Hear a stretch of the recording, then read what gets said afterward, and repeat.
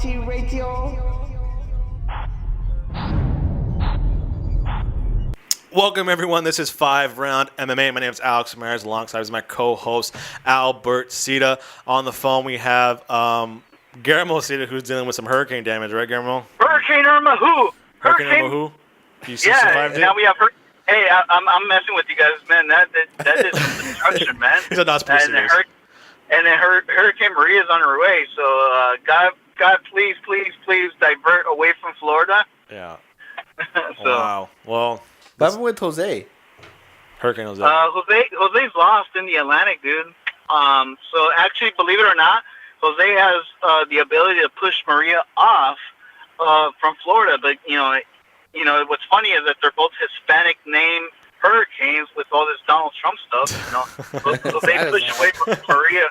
Hey, whoa, a little too political here. I want to, everyone. We were off last week, and I was sick, so we couldn't record the show. I evacuated Alex, so I was off the radar. So, what was your excuse, Albert? I had no excuse. I just didn't want to do the show by myself. I don't want to get Albert just sick. So everybody knows, Alex, if you saw that coming up in here, he will test positive. For all that stuff. So on this week's show, we got a lot to talk about. We covered some stuff from last week. This week, we got salty Luke Rockhold. We got the middleweight landscape. How dare you, Alex? We got the middleweight landscape coming up. A quick UFC 215 recap. You also talk about Mighty Mouse and Ray Borg being rescheduled to the co-main event, the next pay-per-view, and also DC being reinstated as champion and John Jones as B sample coming up positive. All that great stuff here. So let's go with round number one, gentlemen. This past Saturday, UFC Fight Night in Pittsburgh kind of happened under the radar because we had a Canelo Alvarez versus Gennady Golovkin, which went to a draw. If we talk about that, we're just going to be the whole show. But that's boxing for you, right, guys? Well, can I just say something, Alex? Yeah, thank God I didn't watch the Canelo versus Golovkin. Thank God I watched the UFC Pittsburgh. I just want to say that to everyone out there. I mean, I thought that was a lot better because, I saw some of the highlights and some of the commentary after. Dude, boxing's fixed. No doubt in my mind. Yeah, that's pretty right. Albert is pretty fixed. Yeah, it's more fixed than WWE. I'm not gonna lie to you. I think WWE has more surprises than boxing right now. So let's get started. UFC Pittsburgh under the radar. Main event was it was a good card top to bottom, but the big story was the main event: Luke Rockhold versus David Branch, former 2-division World Series of Champion, World Series of Fighting champion David Branch. Rockhold with 15-month absence, nursing a knee injury, defeated David Branch as a submission due to strikes in the second round after a rocky start. I'm a fan of Luke Rockhold, but it was just me, or was he kind of salty afterwards? This promo, he's not salty at all. He seemed like he's really bothered to be even in the octagon at the moment. Like every question, even like the post fight, he was really annoyed by everybody even like acknowledging that he's even in the room and like asking him questions. Is that just me or am I just imagining things, Albert? No. Let me get this real quick, Guillermo, because I know about salt. and let me tell you right now. Not only was look, first of all, Rockhold was salty beyond belief. What? But he has every right to be. I mean, okay. You lose to Michael Bisping, you're going to tell me you're not going to end up being salty afterwards? He has all the reasons in the world to be salty, but Ide came out looking like a salty man. Yeah, so post-fight again, when they asked him, also everybody expected him. Everybody expected him to call out Michael Bisping, but what does he do? He calls out my boy GSP, tell him to get the F out. It's not your fight. You're going to lose badly. He kept the same theme even post-fight with Fox Sports 1 and all the MMA outlets. He said GSP has no business fighting Michael Bisping. I think he just said Bisping a couple times, but he kept saying, GSP, do yourself a favor, get out. Guillermo, so am I kind of wrong here? Was he kind of being salty or what? Just playing a character maybe? I don't think he's salty at all. I think GSP is the one that's throwing the wrench in the division to begin with. Yeah. I mean, think about it. If you're really going to do the right thing, it's Robert Whittaker versus Michael Bisping. Why does GSP all of a sudden get magically a title shot in this middleweight division when he's never even competed at this weight class? Yeah. But now we potentially get two awesome matches, I think. I think the GSP Michael Bisping match is Albert, good. let me finish. Let me finish. Robert Whittaker versus Luke let me finish. Because it's not saltiness out of Luke Rockhold.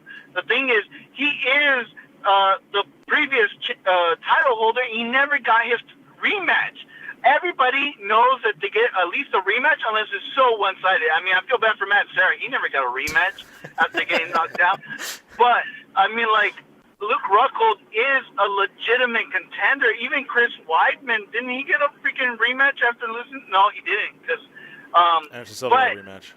Yeah, but I mean, like Anderson Silva got a rematch. I mean, usually the tendency is to at least do a rematch to make it sure and clear to the fans that we have a legitimate champion at this weight class, and that's why we see so many rematches. Luke Rockhold unfortunately was hurt after, and that kind of hurt him. But at the same time, I mean, like, if GFB doesn't put his 2 cents into this division, it's Luke Rockhold versus Michael Bisping without a doubt in November. Yeah, well, I want to save. Yeah, I want to save the landscape of the middleweight division for the next round. But I want to focus on Rockhold here. You know how like when girls are like really really attractive or hot, they kind of say they don't need a personality. Right? Like, I think you're jealous because he dated Demi Lovato. Well, now I'm trying to see why they broke up for. If he was acting like that all the time, like, come on, crossing your arms and like, yeah, I don't know. I mean, yeah. I mean, is he just so good looking? He doesn't need a personality. Is that what he thinks, or what? Is that what you think, Mr. Rockhold? Hey, so Alex, I watched the whole entire card yesterday on UFC Pittsburgh. I was like, is this the card with just a bunch of douchebags? That Dana White's like, I'm gonna put the biggest douchebags that I have in the UFC, because if you look at every single winner, you can say that Luke Rockhold was salty. Every single person on there was salty after the fight. You talk about your boy Perry. You talk about the Nigerian assassin, or I forgot what his nickname is. Hey, he was salty as hell. That's true. Nobody wants Usman. Nobody wants Usman. You're talking about what was it, Lindent, the heavyweight? Yeah. He was salty as hell after, and he was like doing his awkward faces after because it was a split decision. It was supposed to be unanimous. It was a split decision, and he thought it was unanimous. All these guys, the whole entire card was salty. So, I mean, don't just point out Luke Rockhold, my boy. The only one that to me was the least saltiness, because everybody else in this card was a bunch of douchebags and salty. I just took offense that he called out GSP, but also too, he said something interesting post-fight for Fox Sports 1, the analyst. He was kind of salty too. Kenny Foreman was kind of salty too towards that, but he kind of like half-heartedly mentioned, this is Luke Rockhold, that he's kind of done at middleweight now, that he wants to go to light heavyweight just because he doesn't want to weight cut anymore. He kind of mentioned it, and they pressed him a little bit more. He's like, well, it's up to DC. If DC leaves that division, then I'm going to go up, and then so he kind of seems like he wants to kind of get rid of Michael Bisping and then move on to light heavyweight because he says he thinks he'll do great there. Do you think now in this post-John Jones landscape, do you think you see a lot more guys going back up to 205? Guillermo and Albert? I mean, Albert, you want to go answer first? Do you think, is that an option for Luke Rockhold at 205? I think a lot of people have the option to go up to light heavyweight now. Did you say Machida last week, right? Yeah, Machida, I see him being a triple champion, to tell you the truth. I can see him going up to heavyweight, probably winning that. But yeah, no, it makes perfect sense, especially since the middleweight division seems a little bit weird the way it's structured right now. And to tell you the truth, the real matchup is Luke Rockhold versus the interim champion. And I don't see any other real matchup, to tell you the truth. I know the Bisping match has to happen regardless of the GSP thing, but if GSP beats him easily, I don't see this middleweight moving forward. So again, real quick before we end this round, you like Rockhold at light heavyweight? I like it only for the reason is that we're lacking names. I mean that's really the only reason that I think he'll be successful. That's for another question, another show. But I think it'll add more value to the light heavyweight, of course. Okay, that's it for. I think we're way over time right now. And really, really quick, Alex, man, I was this close for me to asking you to mute me because I was about to go F-bombs on Albert. I mean, how dare you say Machida's the triple division champion? He's not. He never was. Could be. What could be? That's it for round number one. We're gonna come back and talk about the landscape of the middleweight division because Luke Rockhold said some interesting things about GSP post-fight as well. But before we do that, let's talk about one of our great sponsors, great friends over at 5 Rounds Clothing. 5 Rounds offers unique collection of apparel and accessories by incorporating the culture, style, and attitude of MMA. They are constantly evolving and improving to become the best fightwear company possible in the MMA world. Check out their line of t-shirts, hoodies, hats, and other great accessories at 5rounds.net. That's the number 5rounds.net. Follow them on Twitter at 5roundswear and on Instagram at 5rounds_. Get it on. Round 2 come up next. All right, welcome back. Time for round number 2. So let's talk about stay with the middleweight division. One of the things that Luke Rockhold kept saying was that the GSP Michael Bisping fight is a complete joke, mainly for the reason because obviously he wants to crack at Michael Bisping, but they asked him too, oh, if GSP wins, do you want that? He said, yeah, I want it, but it's not going to happen because he straight up said GSP is not going to fight any of us. He's not. He's not going to fight any of us. And he said that this is a waste of time and that GSP needs to back out. He kept saying, he kept saying like, he said that GSP's game plan's not going to work. He's going to get beat up. He's really complimentary of Bisping. I thought like Bisping's bigger than him. He's going to outbox him. He's going to outgrapple him, or he's going to scramble, get back to his feet. But do you see like at all? Is Rockhold making a good point here, Guillermo? Like, do you think like this fight's completely pointless and GSP is going to win? And if he does win, just win and bounce and just complete leave the division hanging? Like, do you see GSP going the gauntlet of Whitaker, Rockhold, Weidman? Musasi's gone, but that's about it, right? Just and maybe Jacare? No, and this is why I'm saying that Luke Rockhold's not salty at all. His name right there. Yeah, he's not salty at all. He's just speaking the truth. I mean, like, look, I told when I was watching the fights yesterday, I was watching it with my family. I told my wife right away. I was like, look at Luke Rockhold's structure alone. He's 6'3", 185. Bone structure, facial structure, yes. Model, right? I mean, no, you're taking it another level. But I mean, like just physical structure. I mean, this guy David Branch looks small. I mean, even after the Rocky first round, I felt like Luke Rockhold was like just a bigger man. Imagine GSP, who's like 5'11", so somewhere around that age. Maybe you could push maybe 6 foot. I mean, he's gonna get pushed around in the middleweight division. The reason why he wants Michael Bisping is because you can tell. Ask Albert. Anybody has a chance against Michael Bisping. So GSP wants that fight, but do you really think GSP wants every other middleweight that you just mentioned? A Robert Whitaker, a Yoel Romero, Jacare, Luke Rockhold, a Chris Weidman. We saw what he did, and this is the perfect example, guys. This is a perfect way to tell you guys why GSP is a joke at this division. Is our boy Gaslam, Kevin Gaslam, got destroyed by what's his name, Chris Weidman. And even though that Chris Gaslam was the better fighter and better skill set, he was just overmatched by the strength and size alone of Chris Weidman. And that's exactly what's going to happen to GSP. And, no saltiness to Luke Rockhold. He's speaking the truth. Exactly what happened to Gaslam is going to happen to GSP. So what do you think, Albert? Rockhold is adamant that he wants on that Madison Square Garden card, UFC 217, I think. Yeah. Is there anybody out there he could fight, or should he wait for Robert Whitaker?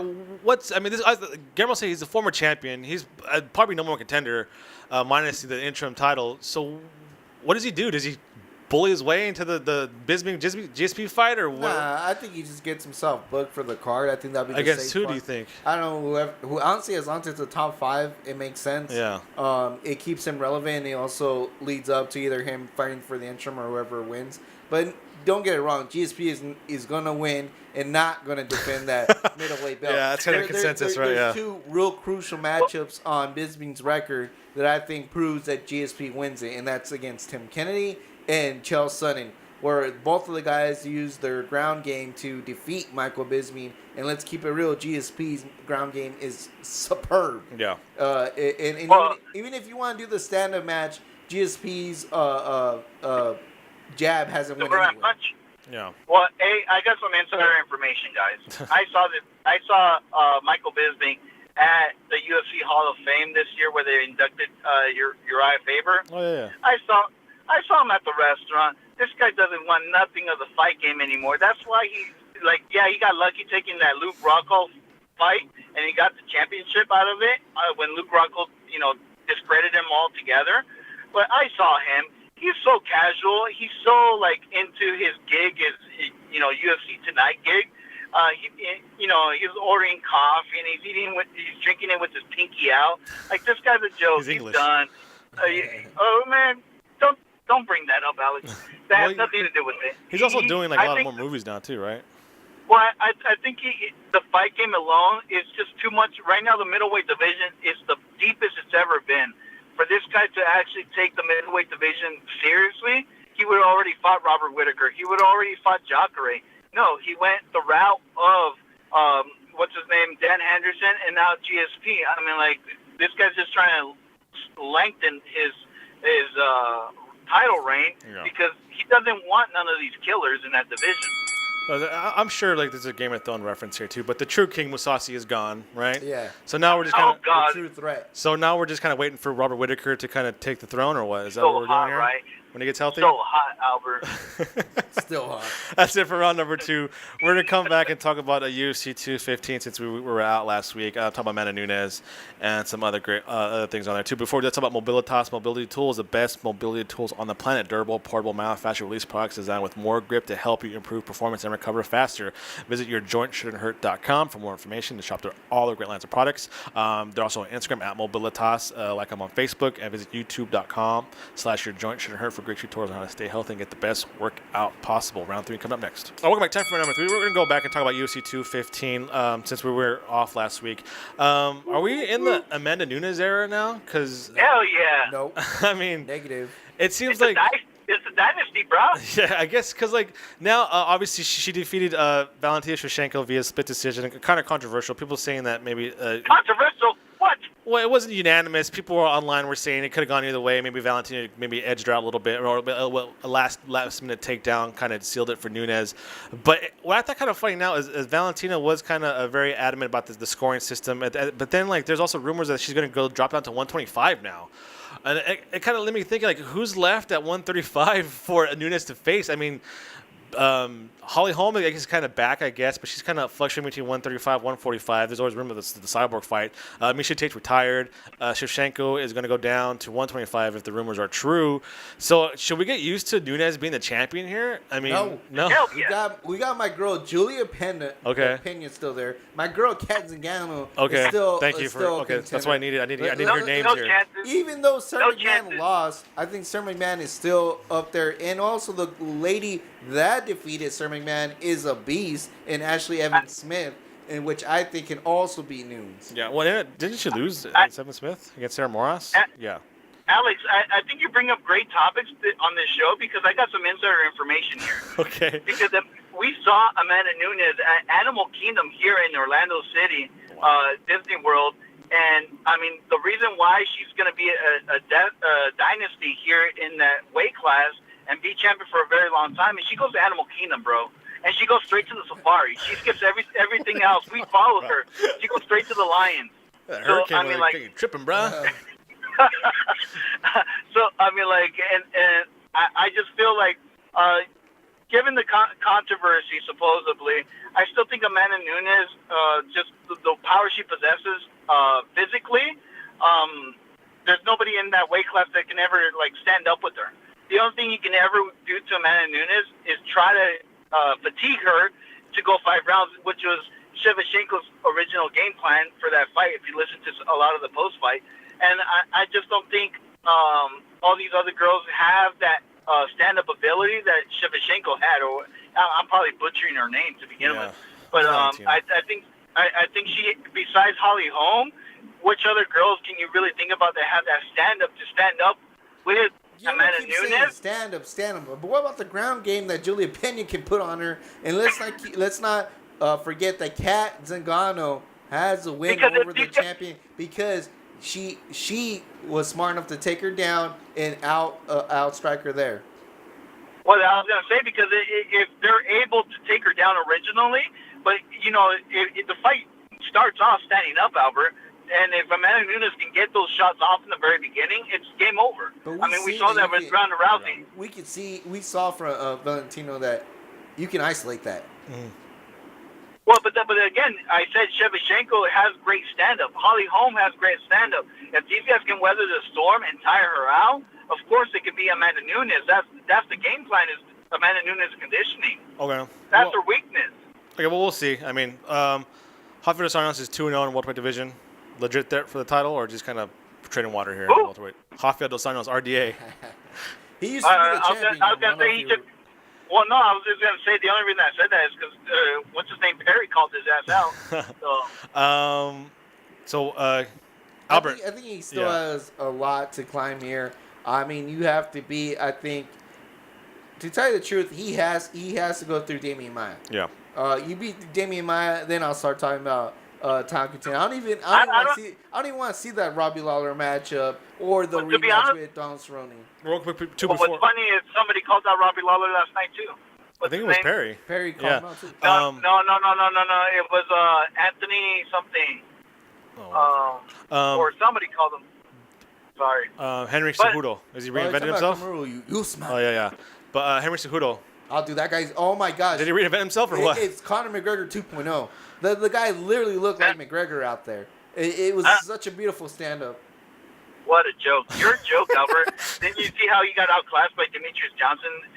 Who has he got outclassed by Demetrious? My thing is, Albert, don't fall in love with one just fight. I want to see consistency out of Edo. When Albert falls, he falls hard. You know that, right? Yeah, everybody knows that. He falls hard. That's the only way to fall, right? Yeah, might as well. If you're going to fall hard. That's it for round number 3. We're going to take a small break and enter the championship rounds. Actually, I want to talk about the Mighty Mouse Ray Borg situation and now how he's kind of delegated to the co-main event for the upcoming pay-per-view. Before we do that, talk about Redemption Martial Arts, one of our great partners, great friends at the RMA Foundation, is a nonprofit organization with the primary goal of bringing awareness to the bullying epidemic and providing people with accessible training and resources to help them combat bullying confrontations. Team RMA consists of individuals from all walks of life who share a common passion for making a difference and serving as anti-bullying activists. If you're interested in being a member of Team RMA or want more information, visit redemptionmartialarts.com and follow them on all forms of social media. Championship rounds coming up next. Don't go anywhere. All right, welcome back. Before we enter the championship rounds, I should direct people to FiveRoundMMA.com and FightBookMMA.com to catch our recap of Combates America, Combate 17. Albert and I were in attendance at the Splash Kingdom Amphitheater in Redlands, California. It was quite an experience. Yeah, Froggy Estrada, one of their standout fighters, was the co-main event or main event. And then Brenda Enriquez made her pro debut from Mexico, women's, I think was it atomweight fighter. So some prospects for Combates to see. So check out our recap of there as well. And a big shout out to Fightbook MMA for hooking us up. So let's start with the 4th round. So obviously UFC 215 was supposed to be headlined by Mighty Mouse Johnson versus Ray Borg, but like a couple days before UFC 215, Ray Borg suddenly had an undisclosed illness and was deemed unfit to compete by the UFC doctors, and it was completely scrapped. Now it's been rescheduled for UFC 216, but unfortunately, it's now the co-main event, as the main event will be the interim lightweight title between Tony Ferguson and Kevin Lee. Guillermo, this is kind of like, or Albert, this is kind of like, is this kind of karma for Demetrious Johnson for not taking the TJ Dillashaw fight? You want Ray Borg? Well, you effing get Ray Borg. Quote Dana Wright. Now he is a co-main event, not even the main event. So the chance to break Anderson Silva's title defense record would be relegated to the co-main event status. Albert, what do you think here? Should he took the TJ Dillashaw fight after all? After all that happened? We're going to look back in the history books, and that was going to be the greatest mistake Demetrious Johnson ever made, was not take that fight. Yeah. To tell the truth, I was a little bit upset that I didn't get to see that Ray Borg fight. Well, you'll see it again. Yeah, obviously I'm going to see it again. And I still think Ray Borg is going to upset Demetrious Johnson, and I'm still pulling for him. Guillermo, what do you think? Okay. First of all, this flyweight title in general is not as relevant as any other heavier weight class that we have in the UFC. I mean, if you really think about it, even the lightweight belt, if you're talking about lightweight versus light heavyweight, the light heavyweight will always come over it. Yeah. For your point right there, I mean, this is the flyweight championship is the co-main event to an interim lightweight title. So, I mean, that kind of puts importance there, right? How the UFC sees it. I mean, this is a current champion, long-range champion. He's not even getting bumped into main event status still. I mean, I think right now, right, the posters are still Ferguson versus Lee as of right now. So, I mean, just to further solidify your point there, I mean, this is what the UFC sees this title as. Well, the thing is, don't discredit Demetrious Johnson. Oh, never. That's not what I'm trying to do. But when you talk about these lower weight classes, it's never going to get the same attention as it is as the heavier weight classes. And the lightweight belt, I mean, El Cucuy has been making huge noise. And the great thing about Kevin Lee is he struck while the iron's hot. He's striking, perfectly. His win over Mike Chiesa with the controversy and the aftermath on the post fight with him and Tony Ferguson, I mean, like, it's fresh in our minds. We want to see this fight. We don't know who Ray Borg is. I don't care what Albert says. Ray Borg is irrelevant in my books because I don't know who this guy is. I don't even think he deserves a title shot to begin with. I mean, I would rather see John Dodson versus Demetrious Johnson part 3 or part 4, whatever it is, over Ray Borg just because I don't know who Ray Borg is. And I mean, I'm not trying to throw shades at Ray Borg. I just don't know who he is. Sounds exactly what you're doing. I'm being honest. I'm just speaking as a casual fan at this point. No. That I don't know who this guy is. Well, go how on. Are you gonna build a card over a Kevin Lee versus El Cucuy? I mean, like, dude, I have my wife that doesn't watch UFC as stringently as I am. Know who El Cucuy is. He knows that Kevin Lee's our first ever guest at FiveRoundMMA. Yeah, you best check underneath your bed too before you go to sleep. We do want to point that out. Kevin Lee, it was our very first guest on this podcast, and now he's fighting for time. Anyways, but if you want to know about Ray Borg, go to FiveRoundMMA.com, click on videos, and then watch the UFC 215 countdown that showed pretty good in depth on Ray Borg. But I mean, it's just kind of funny, like how like. What are you trying to say, Alex? That I should go to FiveRoundMMA.com and watch that? Yes, you should. It just kind of sucks that like how it went from all about Mighty Mouse to now he's a co-main event because people are going to talk about Ferguson versus Lee. That's the fight everyone wants to see here because of Smack Talk, because of the skill level alone. But I said not to knock DJ or Ray Borg, but it's unfortunate that history could be made, and it's the co-main event Alex, as of right now. So. The thing is, Alex, is anytime you look at this promotion for Demetrious Johnson versus Ray Borg, it's not about the streak. Yeah. It's really not. I mean, where do you see even now, them mention? I think it's all about the streak. No, but did you see the promotions for UFC 216? It's all about finishes. Like they show a highlight and they show all their career finishes for each and every fighter. So it's not even about like the opportunity to break the streak. It's like, oh, this guy has X amount of finishes versus this guy who has X amount of finishes. So they're not even highlighting the fact that this streak could be broken anymore. I see that, but let's not get wrong. Yeah. That matchup, it's all about the streak. Yeah, well, I mean that night of, but I guess we know that, Albert, but the casual fan doesn't know that. Nobody knows that Demetrious Johnson is just not advertised. It's not advertised that he's going to break Anderson Silva's record. Nobody knows that. Ask the casual fan, Albert. Yeah. Do a poll on Twitter. Nobody knows that. So we'll see. That's it for round number 4. We got one more round coming up. Before that, let's talk about one of our great friends, great partners over at FightBookMMA.com. FightBookMMA.com is the only place you'll find real combat sports news from all over the world. A website you can trust to accurate news from MMA, kickboxing, boxing, and all of combat sports under one roof. They cover everything from local promotions, the major ones, UFC, Bellator, LFA, King of the Cage, Golden Boy, PBC, Lion Fighter. It's all there under one roof. Just bookmark it. You get all your stuff from there. There's also a great podcast section with a collection of MMA podcasts, combat sports themed podcasts, all under one roof. Bookmark it, fightbookmma.com. They're also on all forms of social media. Fifth and final round coming up next. All right, welcome back. Fifth and final round. Going to end off on the biggest news of the week that happened this past week. No, not Conor McGregor.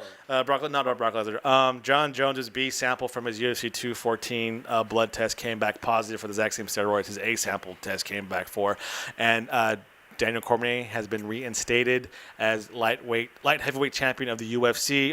John Jones' win has been overturned by the California State Athletic Commission to a no contest. Yep. UFC officially stripped him and gave the title back to Daniel Cormier. Albert Cedar, are you okay with the UFC giving the title back to Daniel Cormier? 100%. You a cheater. You don't get. Technically, that match on the real. That match never happened. What match? What match? Yeah, exactly. What are you talking about? I just total recalled myself and.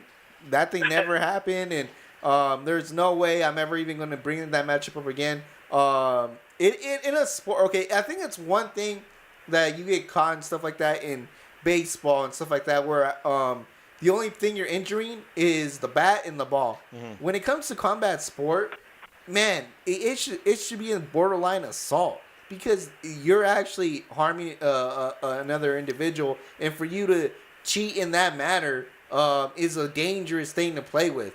You're not worried about hitting. I think the pitcher probably has the biggest worry when someone's on road. Oh yeah, get the throwback. Yeah. What about you, Gary? Is you cool with the UFC giving the belt back to DC? What is Albert on today, dude? What a joke. To me, the fight happened. Didn't you just see that John Jones knocked the crap out of DC? No, it doesn't matter if he you guys don't remember, but it happened.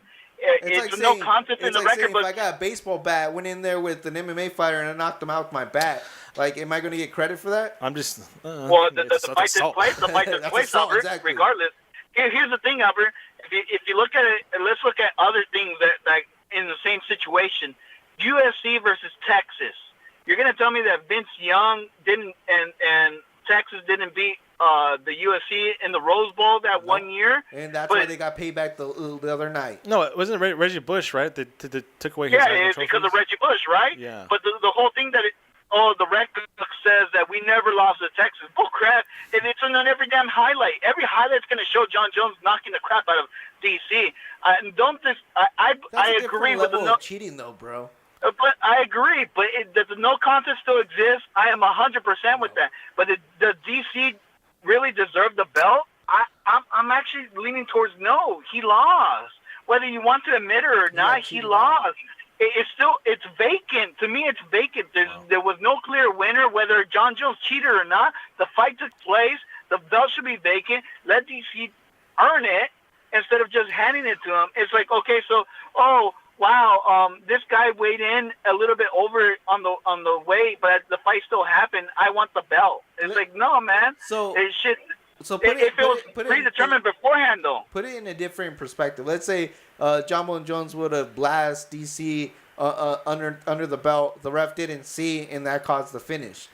And then they later on they say that's a no contest. Or back of the head. That's a better example. Yeah, back of the head. So is it still does it still stand though? That's what I'm trying to say. See it in that aspect, and he won't give John Jones that win. Well, regardless, we've seen so many punches in back of the head. And do you give those people those W's? Yeah, you do give them the W's. I mean, the only W I've never seen is that kind of. And okay, let's use John Jones.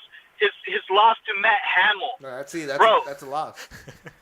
See, that's a loss, right? How's that loss? It was a no. It was a no contest. He was disqualified. He could have killed the man. He was disqualified. I think he did kill the man. But I mean, like, okay, let's leave it in MMA. I mean, like that alone. So that fight never took place, ever. No, it took place. He got the L. Yeah, Matt Hamill was the only man to defeat John Jones. Yep. So I mean, he really defeated John Jones. I'm asking you guys perfectly within the sections rules of the rule book. Yes. So, the way DC got no contest. I mean, Hamill got destroyed. So just so you guys know, he almost died in the octagon. With an illegal blow, yeah. Obviously, if you give him an illegal blow, real quick, so Guillermo, I mean, even Albert brought this up. We're at a lack of stars for this division, especially. So even when John Jones defeated before the results came back that he tested positive for steroids, the talk was him versus Brock Lesnar in a super fight. It wasn't about him and Gustafsson. It wasn't about him and defending the title because there's nobody left. I mean, DC's champion. He's beaten everybody except for John Jones. I mean, can you have maybe a tournament if you don't give it to DC? But then who do you have? You have the same familiar faces over again. And the finale might end up being DC versus Gustafsson, and you might get a different outcome. But now, too, so now we're kind of back to where we started. I mean, DC's a sportsman and a gentleman champion. But, like, as far as excitement in this division, he can't sell it on his own. And there's, like, no partners for him to dance with. I mean, what do you do? Like, who's his first title defense against? Gustafsson? Chris Weidman. I mean, like, yeah, okay, then you're hoping these guys come up again, but then, like, this division is obviously it's at a standstill now. I mean, the John Jones cloud's always going to hover it and until another star emerges, and I don't see another star coming out in for a while, actually. I'm not gonna lie to you. You know what I honestly think is going to happen? DC's going to defend that belt once. To who? Against who? To who? It doesn't matter. And he's going to make his way to heavyweight division. I bet you not. And he's going to finish his career in the heavyweight division. I know Albert's going to hate this comment, but this is a good opportunity for a legend to come in, like a Chuck Liddell, and just make some noise. That's what I want to see. Chuck Liddell versus DC. How about Anderson Silva? Have we seen that already? Run that again, though, for the title, though. For the title now. Come on, guys. For the title, I like that. Come on, guys. Anderson Silva versus DC for the title. If there's nobody, Albert, fantasy booking here, 101. Anyways, all right, that's it for this week's show. Thank everybody for tuning in. We're back after the absence last week. Make sure to follow us on Twitter and Instagram at FiveRoundMMA. Keep up to date with us on the latest. Visit FiveRoundMMA.com. Like us on Facebook and subscribe to us on Apple Podcasts, Podomatic, and YouTube. Big thank you to everyone. Also, this Wednesday we're gonna drop an interview with King of the Cage standout fighter Cynthia Sin Acero. It's gonna be great stuff. So make sure to keep out an eye for that this Wednesday. And again, thanks everybody for listening. Albert, what do you got? Just thanks everybody for listening. Guillermo. Wahoo! Oh yeah, the cream of the crop.